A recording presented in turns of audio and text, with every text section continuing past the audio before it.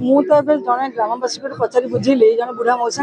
से पूर्व अजा गोसाई अमलू तेणु ये बट गोसाई महिमा बोधे एमती अच्छी केते पुरुष चली से भी निर्दिष्ट पाना कि बहु पुरातन मेला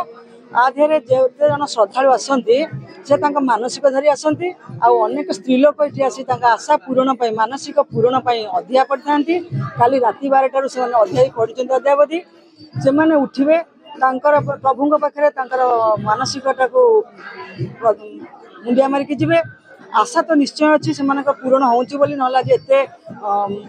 प्रतिकूल पागर भी से न था आम समस्ते भी आज एकाठी प्रभुंर महिमार से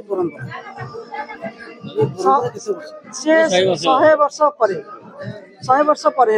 किंतु यही स्थान जी उन्नति हवा कथा से उन्नति हो पाना ग्रामवासी मान मन में दुख अच्छी जड़े बुढ़ा मशा मत भी कहते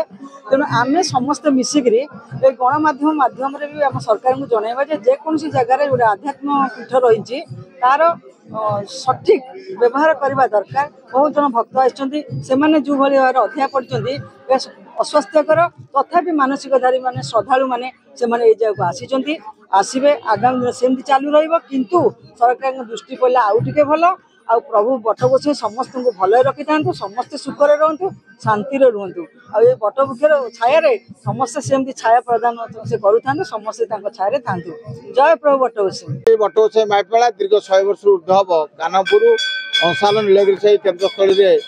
पालित आसूची ये मेलार महात्मा है जो मैंने मानसिकधारी ये गुहारिया पड़ती से मनस्कामना पूर्ण हुए एठी वन बिहारी वृक्ष एवं 2टी कठू पूजा पाँच जो महिला माने पढ़ती से निसंतान संतान प्राप्ति हुए और दुराग्य रोग भल हुए ये मेलार विकास श्री बट गोसाई माइपड़ा फाउंडेशन ट्रस्ट कराई ट्रस्ट चेयरमैन सुधीर महांती अच्छा गोपबंधु लेंका भास्कर स्वाई बारीमूल एवं भरत प्रधान गंगाधर लेंका एवं कमिटर अन्य जाजलपुर पदिया अनलपुर गणनार विभिन्न सभ्य मान यार विकास द्वारा चली रही किंतु यार सबुदिन यातायात रास्ता ना पक्का रास्ता ना तेणु आम कमिटी तरफ एवर्ष मान्यवर मुख्यमंत्री उपमुख्यमंत्री प्रभाती बेड़ा दृष्टि आकर्षण करने निष्पत्ति नहीं आमर ये आखपाख लोक दूर दूरांतर लोक पाखापाखि 150 160 गुहारिया पढ़ी सका मंगला आरती एवं दर्शन चली आमर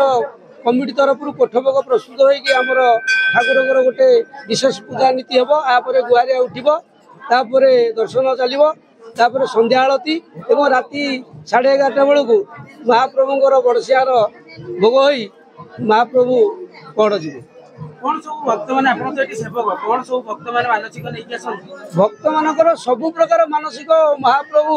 पूर्ण करती एवं प्रवाद अच्छी जे 7टा शनिवार मानसिक करवा कि गुआ नड़िया बसईदे प्राय समस्त मानसिक पूर्ण हो विशेषकर अपुत्री मानकर पुत्र लाभ एवं दुरारोग्य जो रोग भी भल हो पार्नि सी रोग मुक्त होती निकट गोटे कर्कट रोगी आमर ये महाप्रभु करुणु से करुणा लाभ कर डाक्तर संपूर्ण रोग मुक्त भी कर।